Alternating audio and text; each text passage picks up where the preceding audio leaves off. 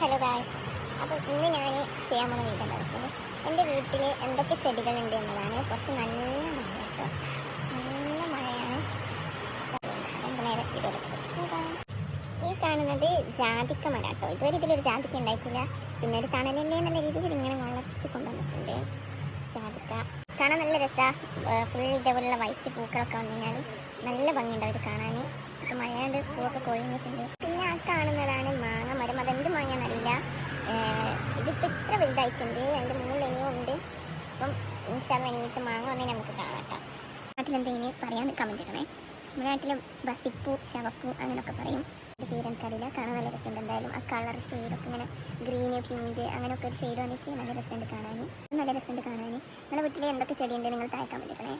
ഇത് എത്ര വലുതാവുള്ള, ഇനി ഇതിലും കൂടുതൽ ഉണ്ടാവുമെന്ന് എനിക്കറിയില്ല. അതെല്ലാം ഉമ്മാമാൻ്റെയും അനിയത്തിൻ്റെയും പണിയാണ്. ഈ അടുത്ത് വാങ്ങിയതാണ് തോന്നുന്നത്. പിന്നെ